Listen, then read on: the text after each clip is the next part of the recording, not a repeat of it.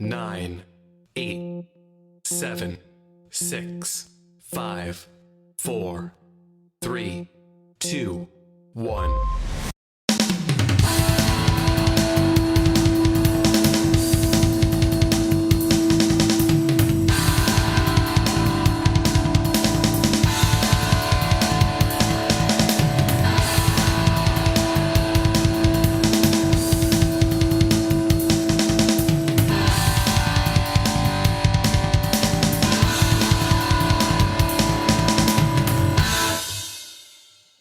Greetings, my fellow philosophical thinkers. Thank you for tuning in to LL3 Podcast. My name is Craig, transmitted from the beautiful realms of planet Earth. Today's date is Tuesday, January 6, 2026. It's episode 1929. Venezuela. War is a racket and secession is better than U.S. intervention. Before I proceed, you can follow me on multiple social media sites and podcast channels. Just type in Look Your Luck number 3. Look Your Luck Roman number 3 with 3 eyes, or the Look Your Luck Roman number 3 podcast. Furthermore, if you have any questions, comments, recommendations, all that good stuff, whatever you do, please use decorum. Hit me via email to ll3.podcast@proton.me if you're going to donate. Go to paypal.me or cash.app/Look Your Luck number 3. Oh, yes. So I was like, reading some of the comments on my YouTube page, which is a reference to the gun control on life support in Virginia. And I got some great comments, and I got one person constructive criticized me, which I'm not mad because he was talking about the mic was too hot and it was extravagant. So I digress and I admit that. And you know what was cool about it? Because I can accept that because I always try to see how I can better myself as well. So, but hey, if he's listening, let me know, man, because I'm just like, gotta tune it down a little bit and all that. Sometimes I get a little over enthusiastic, but it's positive energy too. So no intent. And it was interesting too. Right now is just a lot of chaos as usual. Possible currency wars and domination, who's benefiting. We can talk about what's going to happen to U.S. intervention in Venezuela. I'll be just discussing that. And I noticed too some of the politicians in D.C. talking about the horrific event that happened on January 6th, the big violence uprising, the insurrection, which is nothing more than a monumental deception. It was very comical. 5 years ago when they're making these statements worse than 9/11 and all that. I'm like, oh my goodness. Let me tell you this, folks. J6 was an inside job done by design like everything else that is happening, these big events, false flags, etc. And I have taken the initiative during that time watching the Citizen Journalist. And I got to say one thing. These people ruled, man. And I always admire that. Because you can actually see them not tearing the plate and tearing the facility up. They just say, I'm moving the easels and taking selfies with the DC police. Yeah, so, and we all know too, there's a lot of federal agents involved on creating the ruckus. So hire guns. It's like everywhere. It's like the George Floyd riots too. They just bust them in, Charlottesville, bust them in. And both sides will fight amongst each other and they get paid for it. Yeah! We screwed that event up. Ain't that great? Got paid for it. And nothing new under the sun. So always gotta question everything and observe responsibly, including yours truly. Well, enough of me ranting on these areas. I'm gonna be reading here from Mises. Everything will be under Mises. And I think the third footnotes, I'm gonna have an actual the narrator actually had an audio record. So I'm gonna I said, you know what? I'm gonna let that play. So, but this one here is called Venezuela. The Venezuelan War is a racket. It is written by Vincent Cook. And as it reads here,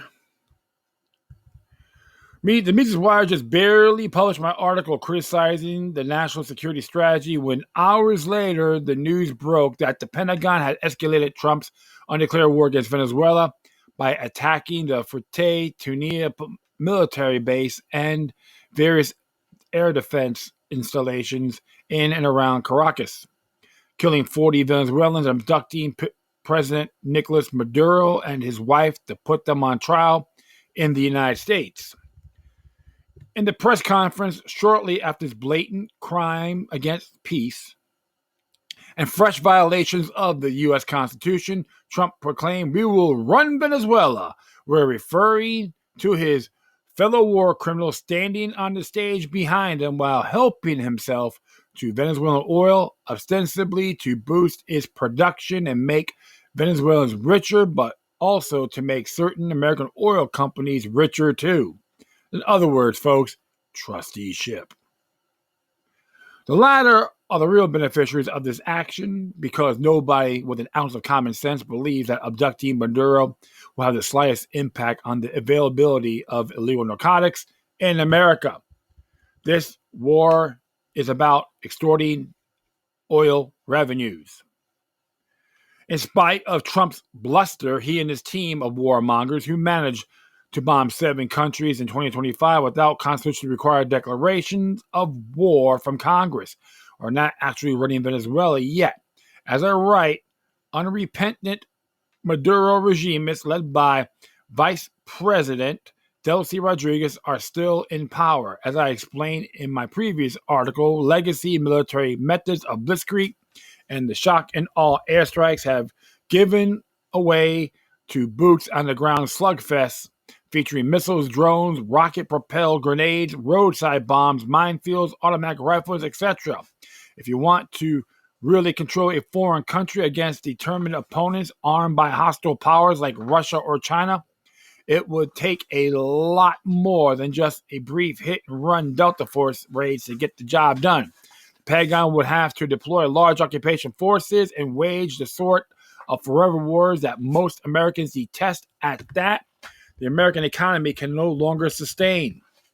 Secretary of State Marco Rubio appeared the next day on NBC's Meet the Press, CBS's Face the Nation, and ABC's This Week with George Stephanopoulos to argue that the Venezuelan government may be more compliant now that Maduro is out of the way. Rubio insisted that the ongoing quarantine on Venezuelan oil would achieve this outcome, while chiding critics for allegedly conflating Latin American conditions with those encountered in Libya, Iraq, or Afghanistan, where prior regime change operations famously didn't lead to the outcomes desired by the foreign policy establishment. Libya, Iraq, well, there's claims on that too about not using the petrodollar, but I continue on. Rubio offered no evidence that Vice President Rodriguez or her interior and defense ministers, both hardcore Chavismo stalwarts, are any more eager to do Trump's favors that Maduro was. However, there are a couple of senses in which Rubio is correct about Latin America differing from the Middle East. First, with its jungles and mountains and its long borders with neutral and mildly Trump-unfriendly states, Venezuela more closely resembles the former South Vietnam than any place in the Middle East. Second, Latin America has a long history of military dictatorships being installed to act as junior partners of American imperialism, which creates problems quite apart from the risk of forever war breaking out. Over a century, when the imperialistic Roosevelt and Lodge corollaries were added to the Monroe Doctrine, in America was actively grabbing and exploiting overseas colonies of its own. Smedley Darlington Butler served in the U.S. Marine Corps for 34 years. At the cutting edge of numerous Latin American and Eastern Asian intervention, he received 2 Medals of Honor, and three other medals for his heroism, and rose to the rank of Major General. After a few years after his retirement, Butler gave a speech denouncing his own military career, characterized himself as having been a high-class muscle man for big business, for Wall Street, and for the bankers. Major General Butler made these observations about the war he had fought in. Says here, quote, I suspect I was just part of a racket at the time. Now I am sure of it, like all the members of the military profession. I never thought of my own until I left the service. My mental faculties remained in suspended animation while I obeyed the orders of higher-ups. This is typical with everyone in the military service. I helped make Mexico, especially Tampico, safe for American oil interests in 1914. I helped make Haiti and Cuba a decent place for the National City Bank boys to collect revenues in. I helped in raping of a half a dozen Central American republics for benefits of Wall Street. The record of racketeering is long. I helped purify Nicaragua of the international banking house of the Brown brothers in 1909 through 1912. I brought light to the Dominican Republic for American sugar interests in 1916. In China, I helped to see that its Standard Oil went its way unmolested. During those years, I had, as the boys back in the back room would say, a swell racket. Looking back on it, I feel I could have been even Al Capone a few hints. The best could do was to operate his racket in 3 districts. I operated on 3 continents. All right. Note that Butler wasn't complaining about these interventions failing to achieve their intended objectives, and instead descending into forever wars. Rather, he was complaining about the intended objectives themselves. The United States government was systematically plundering other countries within its sphere of influence for the benefit of a narrow set of business interests, all paid for by the blood of the American soldiers and money of American taxpayers, and all bound to stir up the undying enmity of Latin Americans against Yankee aggressors. Sordid relations between the U.S. and Venezuela of this type got their start in 1895 in connection with centuries-old borders disputes between Venezuela and the British colony to its east, British Guyana, now the independent state of Guyana, with several gold fields having been discovered in the disputed territory and British mining companies moving in to most of them. Venezuela's dictator asked American President Grover Cleveland to enforce the Monroe Doctrine and kick the British out.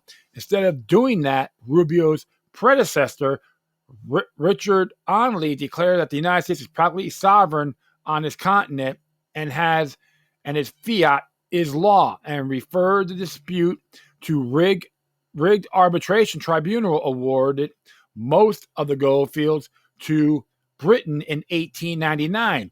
When Venezuela was blockaded by several European powers in winter of 1902 for not paying its debt, and again appealed to the U.S. for enforcement of the Monroe Doctrine, it got cold-shouldered by President Theodore Roosevelt. Interesting there, right?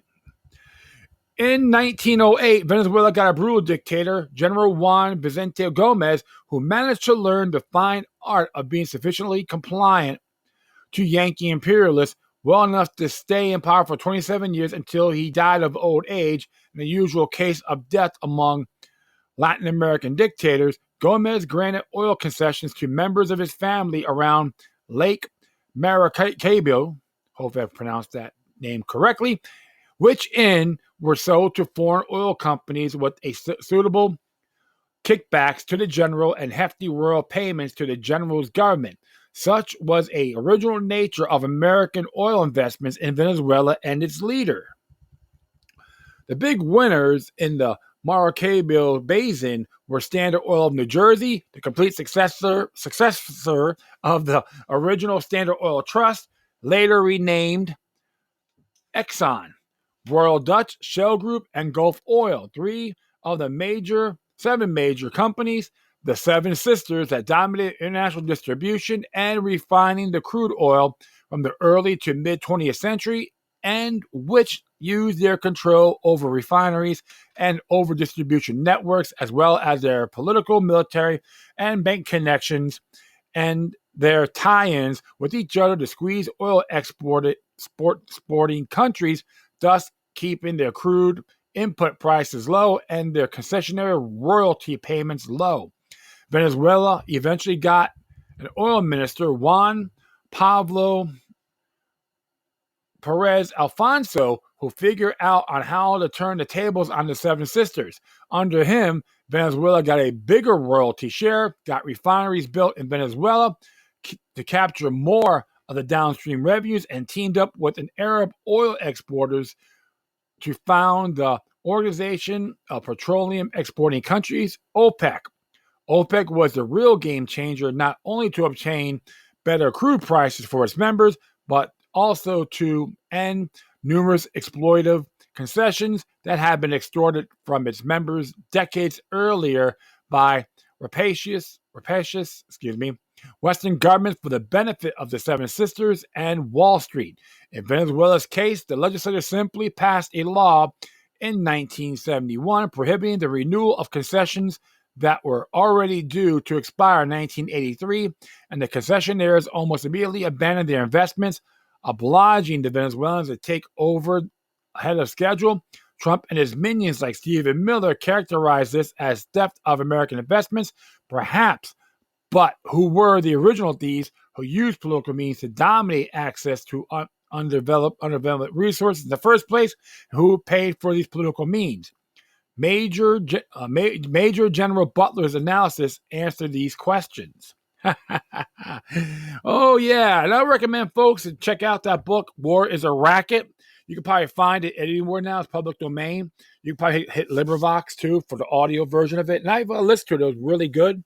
Little history lesson, my friends. And we all need to start looking at things a lot bigger than face value. It doesn't matter what paradigm it is. And it is a little bit insane, you can say, all right? Control, dominance, and all that. Corporatism, feudalism. Oh, yeah. Not capitalism or open free market. It's more like mercantilism, neo-mercantilism. Always got to see things in a bigger picture than what it is, right? Oh, absolutely. So I'm going to be hitting here, which actually came out November 7th, 2017, almost about a little over 8 years ago, you can say. It's relevant. Secession, not military intervention, can help Venezuela. This is written by Jose Nino, but which I'm great. He was born in Venezuela, by the way. So this is what he has to say. Not too long ago, U.S. President Donald Trump made headlines by suggesting a potential military option in Venezuela in the face of the country's rapidly decaying political situation. It's on 2017, by the way, okay? November 7th. It's undeniable that Venezuela is suffering a humanitarian and economic crisis of unprecedented proportions, all thanks to the socialist policies that country has experimented with over the past 2 decades, but military intervention in Venezuela is likely to be costly and damaging to Americans while disastrous for Venezuelans. The problem with intervention? The harsh reality is that intervention in Venezuela is no cure for its present dilemma. In fact, it has the potential to make matters worse. The U.S. has already bungled its interventionist nation-building schemes in Iraq and Afghanistan, spending billions intervening these countries and concocting every scheme possible to continue its failed nation-building fantasies. The only situation in which the U.S. military intervention in Venezuela would be justified is if Venezuela committed military aggression against the United States. But the chances of that scenario occurring are very low. The country is in such dire straits that it can barely feed its own military, let alone coordinate a military invasion of a foreign country. Even if an intervention consisted of removing Maduro from power, Maduro's exit does not guarantee a stable atmosphere for future governments. In fact, the current crisis could devolve in a chaotic civil war where U.S. troops could get caught in the crossfire between various factions, taking advantage of the chaos. And one most also asks, why should U.S. taxpayers be on the hook for fixing problems caused by the regime endorsed by the majority of Venezuela? They're not only blundering in electing socialist leaders like Hugo Chavez, but also electing preceding governments that create the adverse conditions for his eventual to rise power. That's not to say American citizens should not attempt to provide private humanitarian aid to Venezuelans, but the American state is not going to be the solution in Venezuela's current crisis. Potential destabilization factors. The potential for disaster is emphasized by the fact that Venezuela's collapse has spread well beyond the economic spheres. It has affected the very social fabric of the country itself. One example of how state institutions have spread disorder to the larger society is a group of prison chieftains known as prains. These prains effectively control Venezuela prisons through massive drug and weapon trafficking schemes, but their reach goes beyond prison. These criminal strongmen act as de facto warlords that run protection rackets and provide black market jobs to those in desperate need to work. These criminal elements have made the main drivers of Venezuela's notoriously high crime rates have morphed into a parallel state in times where traditional Venezuelan institutions have all but collapsed. These types of disabling intervention in Venezuela were likely to allow prains to use this situation to further consolidate their power. Here's right here a modest proposal. If the U.S. were to have any diplomatic role in how Venezuela transitions out of its current tyrannical regime, it should pledge to recognize and engage in unilateral free trade to break that with any breakaway regions of Venezuela that to seek escape the current regime. The state of Zulia, for example, in northwest of Venezuela, is also known for its fiercely independent and regionalist culture that bucks popular social and political trends in Caracas. Indeed, Delcy Rodriguez, the president of Venezuela's National Assembly, recently felt it necessary to reiterate opposition to secessionist movements in the country. Rodriguez warned that we will not allow any secessionist movements known as the Crescent Moon, a denomination that confers to a figure that formed the state of Sicilia, Tatria, and Merida, won by the opposition in elections of October 15th. With coastline borders with Colombia, with the largest oil and gas reserves in the Western Hemisphere, Zulia has the potential to transform into a regional powerhouse with the right institutional underpinnings and a severe and serve as competing political entity to the traditional top-down Venezuelan state. Under such circumstances, at least some Venezuelans will no longer have to be shackled by Caracas orbit, and the independent region could have offered safety to many Venezuelan dissidents. Instead of promoting a heavy-handed intervention, the U.S. should look at a diplomatic recognition and trade with movements that seek to break up the tyrannical grip of the current Venezuelan political order. Leading to support Venezuelan version of Taiwan would certainly be a wiser choice rather than yet another costly and potentially disastrous military intervention. I have a feeling President Trump actually read this article about, okay, we'll just do a little bit different here. And it is true. Imagine if, like Zulia and those other states, because I've been telling people, if they would have had the state with the most enriched oil, and they would have like separated, talk about separation, that would drove the socialist regime to pieces, in my humble opinion. Probably be bloody conflict, but you get them where it hurts, because that's what they need, you know? Without the people, they are nothing. It's like everyone else. Always got to look at these things a lot bigger than what it is, folks. And to me, I got to be honest, I still see it's relevant today, you know, and in all in good faith. Because I've been talking to people about the whole thing, Monroe Doctrine, Barbary Pirates, etc. But the question is, who's actually going to benefit from this, right? And I know that the Venezuelan government had a central banking system, and they're having problems too under the Chavez and even Maduro government's regime. So it's just insane, you know, especially with Article 324, which Chavez did, and of course Maduro executed more, about all weapons of war belong to the state, including firearms. So you see people out there with their arms. Yeah, it's all owned by the state. It's not privately owned. It's owned by the state. It tells you something about. That's why I tell people in good faith. Yeah, Venezuela have police state attributes based on that alone. But truth of the matter is, if these states like Sicilia and a couple others, would have separated, that regime would have crumbled a long time ago. There wouldn't be any kidnappings or anything like that. That's just my honest opinion. May head different direction, but there was a good chance it would have fizzled out and be diffused way back when. So, and here's one here I'm going to be playing for you here. This is by Ryan McMacken. The 3 key lessons from the U.S. Venezuela intervention. It's like 13 minutes long, so check it out. And hello there. Happy New Year. Thank you for checking in. So there's going to be an audio version of this. So hopefully you folks check it out. Relax, have a cup of coffee, and I'll be right back. 3 key lessons from the U.S.'s Venezuela intervention by Ryan McMacken. On Saturday morning, the U.S. military attacked Venezuela. After bombings of Venezuelan infrastructure, a small U.S. force landed in Caracas and abducted Venezuelan President Nicolas Maduro and his wife.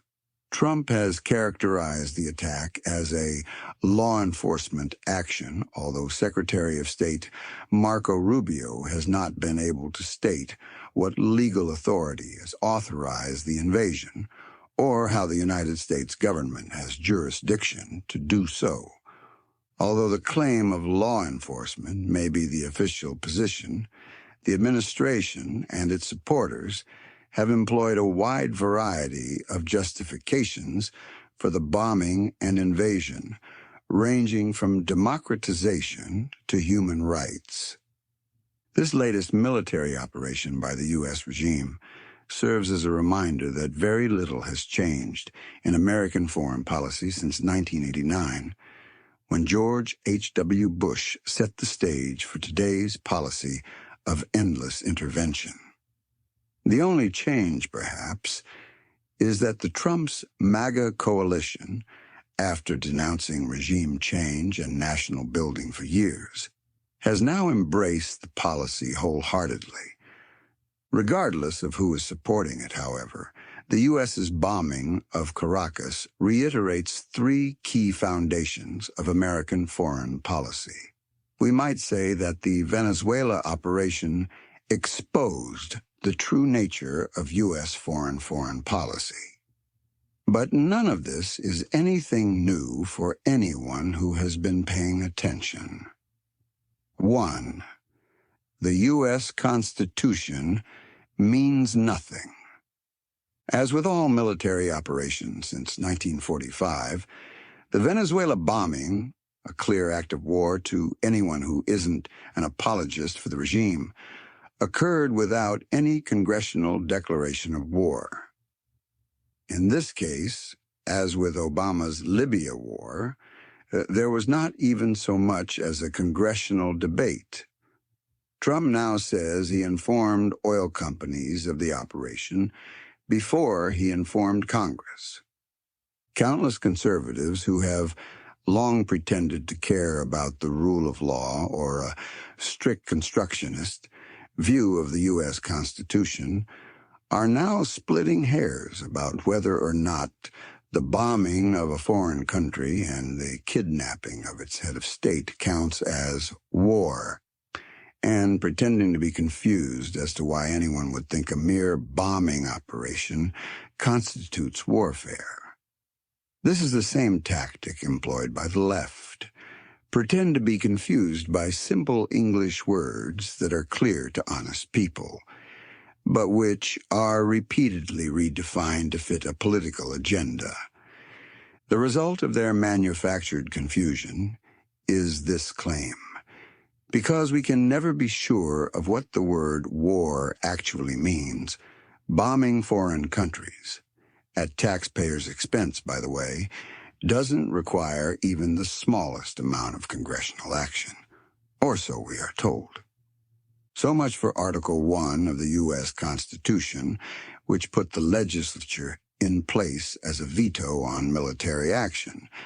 This veto, by the way, was not something invented by Americans, but was a principle formed out of centuries of resistance and sacrifice to absolutism in Europe, when the Stuart kings and other despots sought to foist wars upon the taxpayers without so much as a vote in Parliament.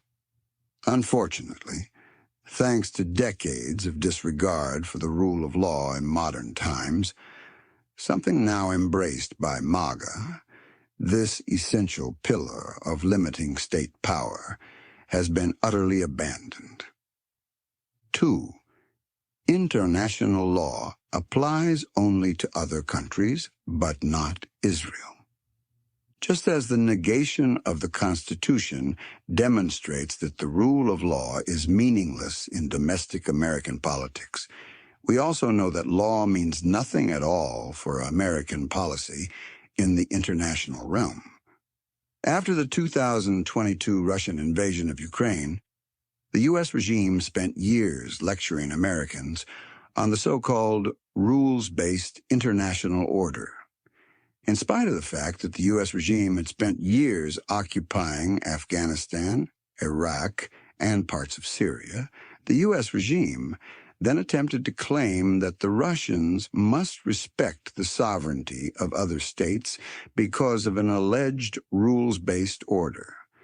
This only applies to other countries not named the United States or Israel.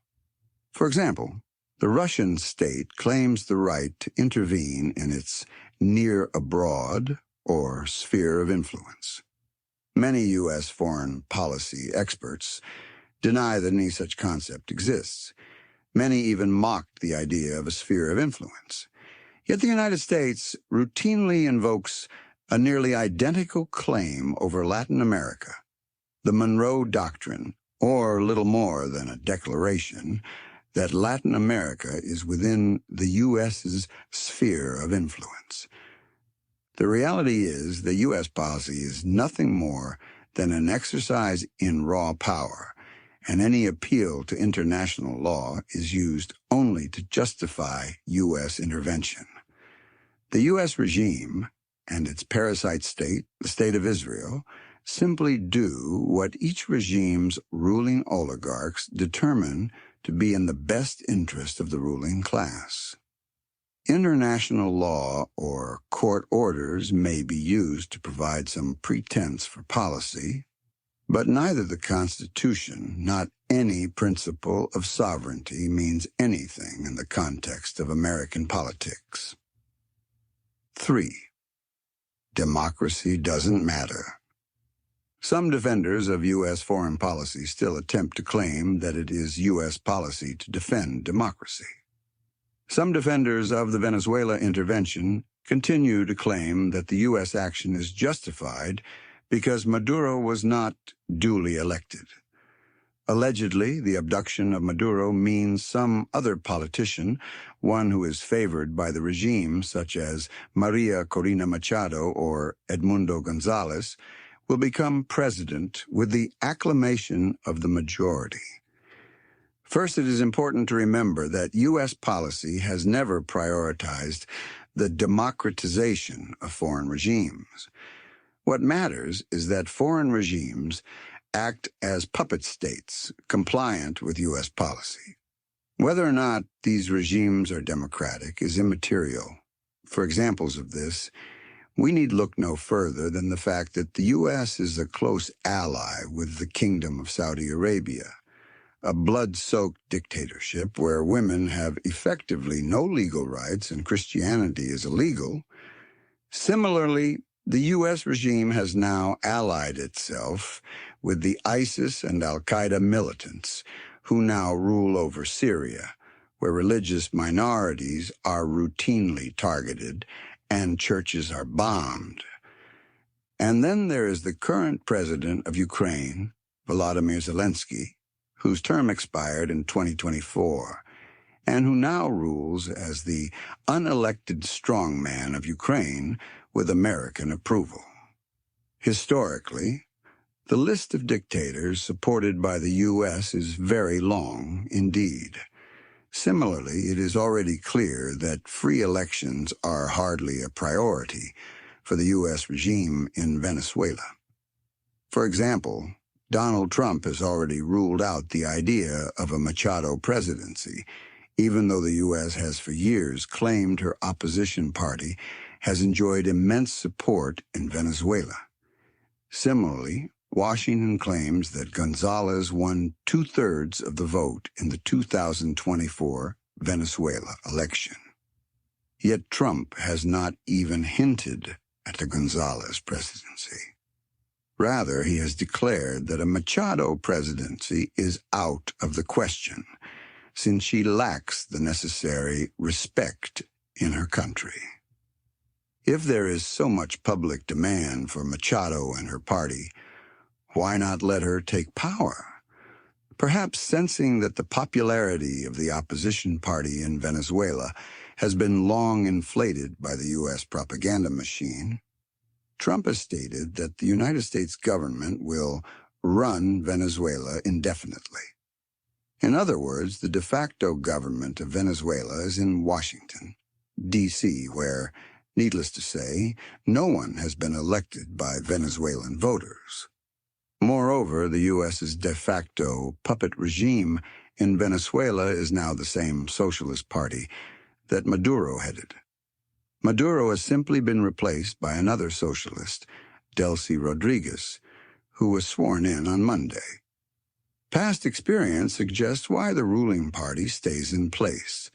The U.S. regime's problem with Maduro's regime was never its socialism.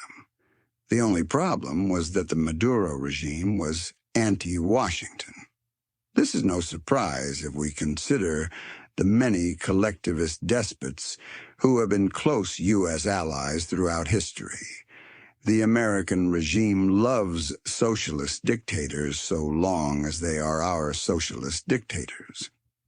If Rodriguez agrees to take orders from Washington, she may very well be kept in power in spite of years of Washington propaganda telling us that the current ruling party lost the election. But if new elections do go forward and a duly elected new president takes over, we can be 100% sure that the new president has received the approval of Washington. No democratically elected president in Venezuela will be allowed to take office without the approval of the American regime. In other words, the decision of the people is subject to the decisions made in Washington. That's how it works when America spreads democracy. If a majority of Venezuelans elect a president who is deemed unfit by Washington's viceroys, that candidate will be declared illegitimate, exiled, imprisoned, or assassinated. What really matters is whether or not a democratically elected leader is willing to take orders from Washington. Whether or not that person has fairly won an election is immaterial. This is a well-established model in American history, and as John Mearsheimer notes, the United States has a rich history of overthrowing democracies around the world, and we have a rich history of siding with some of the world's biggest dictators. So this idea that we're out there protecting freedom and democracy doesn't mesh with reality. For more content like this, visit Mises.org. What can we say, right? Pretty self-explanatory. Men like George Washington, Jefferson, believe not get involved in foreign entanglements. And we should always heed that. If you don't learn from the past, my friends, we're damned to repeat it. This status quo of using force in foreign nations without going through the remedies can be extremely dangerous. Many others will say the whole open borders ordeal, invaders, trespassers, the gangs that came from Venezuela, Trinidad, and all that, canonically we're at war. So many folks will say that too. But one thing I always tell people, the folks that need to take care of their own affairs. This is why I always believe secession was the answer before all this occurred. It's for a long time. This is why, my friends, we got a lot more power than they want you to believe. Doesn't matter where you're at. If Cuba wants to be free, they got to do it organically. In Iran, same thing. Syria, Libya, North Korea, Saudi Arabia. Don't let these dinkleberries tell you any different. You got a great gift. When more people realize they can execute it, they fear you the most. That's why I always say natural law is the way to go. And governments in general, regardless of where they're at, historically speaking, have slaughtered more people than any institution. You don't have to pick and choose a nation, just generally speaking. We can go back thousands of years in the 20th century and beyond. So, interesting stuff, I could say. Doesn't matter who's in there. Never trust the government where you're at. Rather, regardless if they're red or blue, Democrat, Republican, could expect to get screwed one way or the other. Decentralization is the key. You got to start with yourself, and you spread it like fire. Well, that will be my intake on this. And that will be all. I thank everyone for listening, including Happy New Year. Thank you for checking in. Feel free to download and share throughout your social media networks. I'll be publishing this, so you can do that. And if you want to contact me, go to ll3.podcast@proton.me. If you want to send me information, questions, comments, criticisms, don't matter. Please use decorum. If you want to donate, go to paypal.me or cash.app/LookYourLuck3. If you want to support the Mises Institute, that'd be very cool. Mises.org. I will leave the footnotes when I do this publishing. And that's all. Once again, thank you for your time. Plus, always remember that the demoniac resistance is healthy for the soul and can liberate humanity. Until next time, take care of yourselves. Keep on spreading the love, and may your guardian spirits be with you.